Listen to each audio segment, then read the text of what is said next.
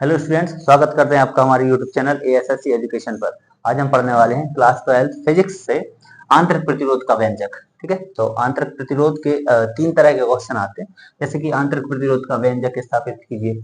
इसके अर्थों में आएगा V बराबर E माइनस आई आर। इसका मतलब ये है, या तो ये आ सकता है या ये आ सकता है, या फिर क्वेश्चन हो सकता है किसी सेल के विद्युत वाहक बल, विभवांतर, धारा एवं आंतरिक प्रतिरोध में संबंध स्थापित कीजिए। तीन तरह के क्वेश्चन हो सकते हैं। ठीक है, सबसे पहले हम इसको समझ लें कि आंतरिक प्रतिरोध क्या है। ठीक है, तो इसकी डेफिनेशन आपने पढ़ी होगी। तो आंतरिक प्रतिरोध, जब किसी सेल से धारा प्रवाहित की जाती है तो सेल में प्रयुक्त जो विद्युत अवघट्ट है वो धारा के मार्ग में रुकावट डालता है। एक होता है बाहरी प्रतिरोध, एक क्या होता है आंतरिक प्रतिरोध। तो जब हम सेल से धारा प्रवाहित करते हैं तो सेल में जो विद्युत अवघट्ट यूज किया गया है वो धारा के मार्ग में रुकावट डालता है। इस रुकावट को, इस प्रतिरोध को ही हम कौन सा प्रतिरोध कहते हैं? आंतरिक प्रतिरोध। ओके, तो आंतरिक प्रतिरोध का हमको व्यंजक स्थापित करना है। तो इसके लिए क्या किया जाए, पहले एक बात हम समझ लें कि परिपथ में जब हम प्रतिरोध लगाते हैं तो उसको यूज अकॉर्डिंगली किया जाता है कि कैसा हमको चाहिए। बट आंतरिक प्रतिरोध जो है वो सेल के साथ कैसे, ये सेल के अंदर का प्रतिरोध है। विद्युत अवघट्ट के कारण एक रुकावट जो आ रही है, जो प्रतिरोध है, इसका आंतरिक प्रतिरोध है। इसको हमेशा सेल के साथ श्रेणी क्रम में जोड़ा जाता है। ठीक है, तो इसका जो डेरिवेशन रहे और इसका जो चित्र कभी भी हम बनाए, सेल के साथ आंतरिक प्रतिरोध श्रेणी क्रम में ही जोड़ा जाता है। इसको हम स्मॉल आर से प्रदर्शित करते हैं। ठीक है, कैपिटल आर होता है प्रतिरोध, रजिस्टर या रेजिस्टेंस कहते हैं, और ये होगा जो इंटरनल रेजिस्टेंस है या इंटरनल रजिस्टर जो है, ये आंतरिक प्रतिरोध है, और इसको स्मॉल आर से प्रदर्शित करते हैं। तो सेल जो है, तो सेल के सिरों के मध्य उत्पन्न होता है विद्युत वाहक बल। तो इसके साथ में हम सेल के साथ इसको जोड़ते हैं, किससे? श्रेणी क्रम में। तो हम जोड़ते हैं, सबसे पहले देखें, माना कि सेल का विद्युत वाहक बल E, यानी कि हमको एक सेल बनाना है। सबसे पहले देखें, ये बड़ी प्लेट और ये छोटी प्लेट। बड़ी प्लेट जो है प्लस का साइन है और इस तरफ होता है माइनस टर्मिनल। ठीक, ये प्लस और ये माइनस। यहाँ पर E, सेल को हम E से प्रदर्शित करते हैं। एक्चुअल में सेल की दोनों प्लेटों के बीच में विद्युत वाहक बल उत्पन्न होता है या क्रिएट होता है, इसीलिए इसको E से प्रदर्शित करते हैं, लिखते हैं। अब इसके साथ ही यहाँ पर जुड़ेगा आंतरिक प्रतिरोध, जो कि क्या है? स्मॉल आर है। ठीक, अब जैसा कि ये आंतरिक है तो इसको बनाने के लिए इस तरह से बनाते हैं। ये आंतरिक प्रतिरोध है, इसको इस तरह से दिखाते हैं कि इंटरनल, इसको हम बाहरी प्रतिरोध से जोड़ते हैं। इस परिपथ को हम एक बाहरी प्रतिरोध से, सॉरी,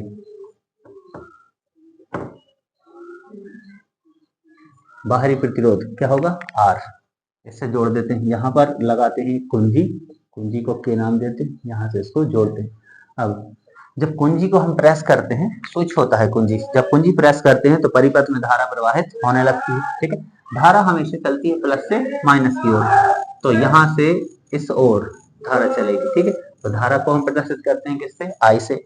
ये सेल है E, आंतरिक प्रतिरोध इसके साथ श्रेणी क्रम में, आंतरिक प्रतिरोध स्मॉल आर। बाहर प्रतिरोध क्या है? कैपिटल आर, कुंजी के है, तो डेरिवेशन में के की जरूरत कहीं है नहीं। धारा कौन सी है? आई। ये सारी चीज, सारी की सारी चीजें। अब जब कुंजी प्रेस करने पर सेल से धारा प्रवाहित होने लगती है परिपथ में, तो चालक के सिरों के मध्य विभवांतर उत्पन्न होता है। चालक ये है, चालक के सिरों के मध्य उत्पन्न विभवांतर क्या होगा? यहाँ पर भी होगा। ठीक है, तो यही हमने लिखा हुआ है व्यंजक। माना कि सेल का विद्युत वाहक बल E, आंतरिक प्रतिरोध स्मॉल आर है, इसे बाहर प्रतिरोध R से जोड़कर I धारा प्रवाहित करने पर भी विभवांतर उत्पन्न हो जाता है। अब हमेशा याद रखें, जब हम प्रतिरोध की बात करते हैं तो प्रतिरोध के लिए लगता है ओम का नियम। कौन सा नियम? ओम का नियम। प्रतिरोध के लिए ओम का नियम। अब ये तो एक बात हुई कि हम ओम का नियम लगाएंगे।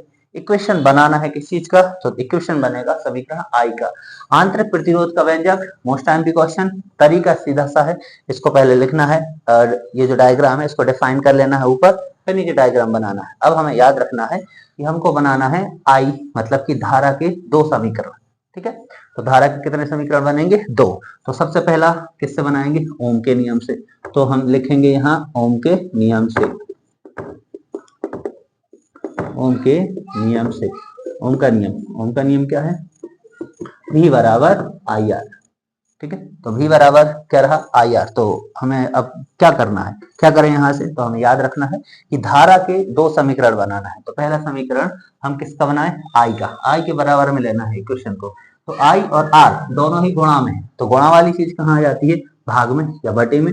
तो आर जो आई के साथ गुणा में है, अगर हमें आई का मान निकालना हो तो आर को हम कहाँ पहुंचा दें, भी के बटे में। तो भी अपॉन आर बराबर क्या हो गया, आई, या फिर यू कह ले आई बराबर हो गया भी अपॉन आर। ये हो गया कौन सा इक्वेशन, इक्वेशन नंबर फर्स्ट। अब कौन सा समीकरण बना है, दूसरा इक्वेशन। ठीक है। तो यहां से हमें ध्यान रखना है आई का इक्वेशन हम कैसे बनाए, धारा का नियम।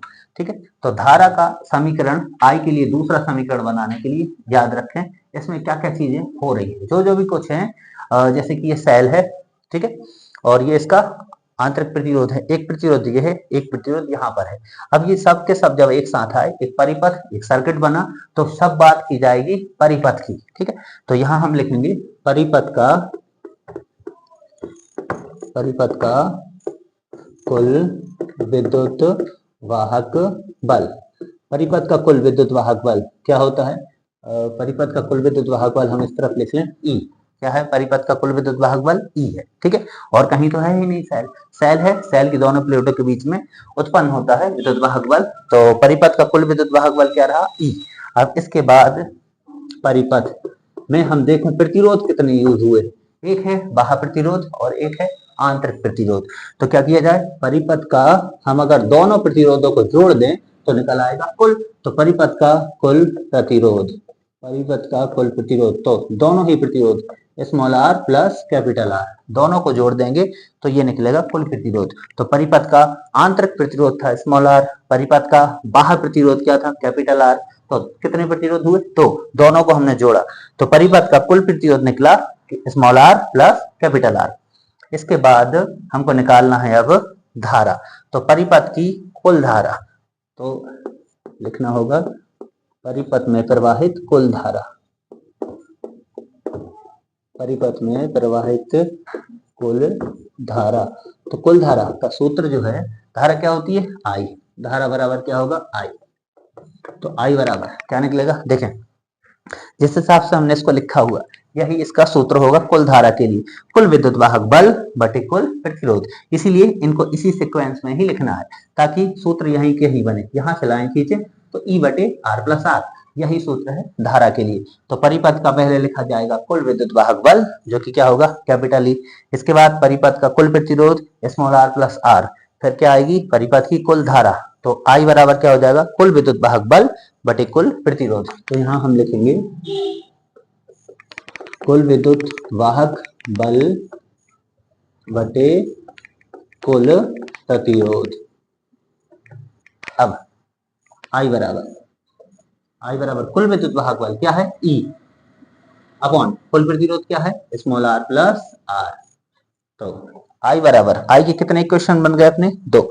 एक हो गया फर्स्ट इक्वेशन और ये हो जाएगा आपका कौन सा इक्वेशन, सेकंड इक्वेशन। अब देखें ये भी आई के बराबर है और ये भी आई के ही बराबर है। तो दोनों इक्वेशंस में दोनों ही वैल्यूज जो है आई के ही बराबर है। जब एलएचएस बराबर हो तो क्या होता है, जब एलएचएस बराबर हो तो आरएचएस भी बराबर होते हैं। तो हम क्या लिखेंगे, समीकरण एक व समीकरण दो से यहां आ जाते हैं, एलएचएस समीकरण एक व दो से।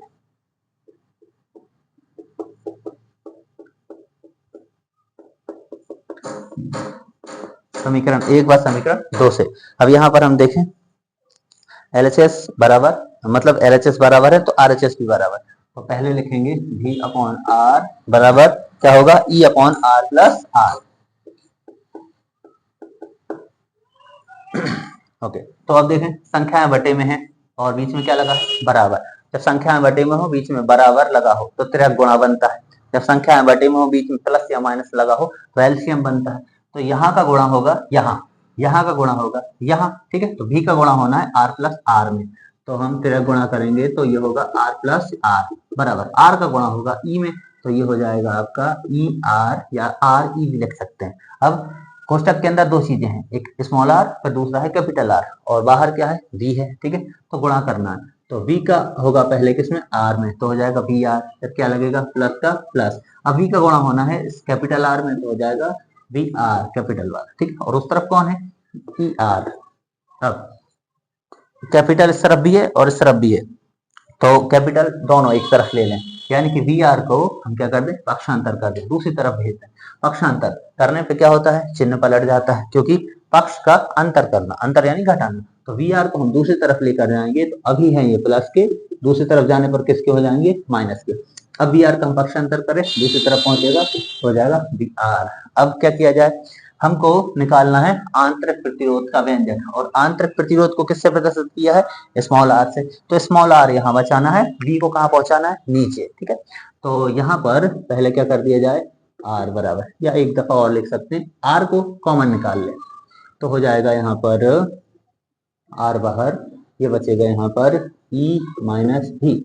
अब आर इस ये जो भी है इसको हम कहाँ पहुंचा दें, नीचे, तो होगा आर बराबर इस कैपिटल आर ई अपॉन भी, ठीक है। अब यहाँ देखें, ये जो है भी, ये ई के बटे में भी है और भी के बटे में भी है, तो हम दोनों को अलग अलग कर सकते हैं। तो हो जाएगा आर बाहर है, ये बचा ई अपॉन ई माइनस भी अपॉन भी, तो भी से भी कैंसिल हो गए, तो बचा कैपिटल आर ई अपॉन भी माइनस 1। ओके, यही आंतरिक प्रतिरोध का व्यंजक है। अब एक बात और है, यहाँ से अगर हमें क्वेश्चन आता है ये वाला, अगर हमें सिद्ध करना है V बराबर E माइनस आई आर को सिद्ध कीजिए, तो यहाँ पर तो हम देखें I तो इधर है ही नहीं, ये क्या है, ये वैल्यू आई है किसकी, आंतरिक प्रतिरोध के लिए। यहाँ अगर हमें क्वेश्चन आता है ये आंतरिक प्रतिरोध का व्यंजक स्थापित कीजिए, तो हम यहाँ पर लिखेंगे यही आंतरिक प्रतिरोध का व्यंजक है, ठीक है। अब अगर हमें ये वाली वैल्यू दी जाए तो हमें क्या करना है, या तो हम इसके आगे ही करेंगे, वरना हम यहाँ से स्टार्ट कर सकते हैं, ठीक है। अगर हमें ये क्वेश्चन आया है, अगर हमें क्वेश्चन आया है V बराबर E माइनस आई आर, तो हमें फिर इतना नहीं करना है, ठीक है। अगर पूछा जाता है ये, तब हम यहाँ तक करेंगे, और अगर क्वेश्चन आया है ये अथवा वाला V बराबर E माइनस आई आर, तब यहाँ से इतना तो करना ही है। अब इसके आगे जो करना है ये हम देखते हैं, एक मिनट। ओके, तो अगर क्वेश्चन हमें पूछा आंतरिक प्रतिरोध का व्यंजक स्थापित कीजिए, तो दो इक्वेशन बना के LHS बराबर है तो RHS भी बराबर, और हम मान निकाल लेंगे स्मॉल r का, यही आंतरिक प्रतिरोध का व्यंजक हुआ। अब अगर हमें ये वाला क्वेश्चन आता है, जैसे कि अभी हमने समझाया, अगर ये है तो फिर हमें वो सब नहीं करना है, फिर हम केवल यहाँ आएंगे, समीकरण नंबर 2, ठीक है। और अगर कर भी दिया, जैसे 3 नंबर में आया, तो अगर हम चाहते हैं कि पूरा बनता है, हम पे हमें पूरा करना है, तो पूरा करने के बाद हम लिखेंगे समीकरण 2 से, ठीक है। इक्वेशन नंबर कौन सा, सेकंड वाला, उसके आगे जो अभी तक किया था उसके आगे चल सकते हैं इक्वेशन नंबर सेकंड को लेकर, किस मान को, इस वाले मान को निकालने के लिए, ठीक है। और अगर यही आया है तो हम सीधा सीधा यहाँ से ही शुरू करेंगे, समीकरण नंबर 2 से हम लिखेंगे समीकरण 2 से। इक्वेशन नंबर सेकंड क्या है, आई बराबर E upon R plus R, ये ले लिया, ठीक है। इसके बाद देखें संख्याएं बटे में है, बीच में बराबर लगा है, क्या बना, त्रिक गुणा, तो r प्लस आर का गुणा होगा i में, तो हम इसको लिखेंगे स्मॉल r प्लस आर बराबर कौन बचा, ई, ये आ गए यहाँ गुणा होके, तो i के साथ गुणा हुआ। अब क्या करें, गुणा खोल दें, यानी कि कोष्टक खोल दें, i का कैपिटल I का हो जाएगा स्मॉल r में गुणा, तो आई आर प्लस कैपिटल कौन हो गया, आई आर बराबर कौन हो गया, ई, ठीक है।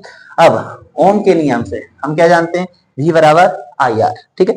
तो हम यहाँ चाहे तो लिख सकते हैं V बराबर आई आर, तो ये वैल्यू हमको रख देना है, तो यहाँ बचेगा I R plus I R की जगह हो जाएगा V बराबर कौन, E।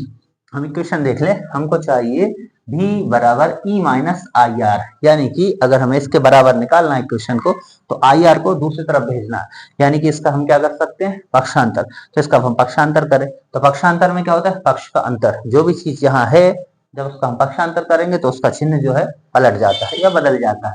तो भी को हमें इसी तरफ रखना है, भी बराबर हो जाएगा ई, अपनी जगह पर है, आई आर उठ के जाएगा दूसरी ओर, तो ये हो जाएगा माइनस और ये हो गया आई आर, तो भी बराबर ई माइनस आई आर।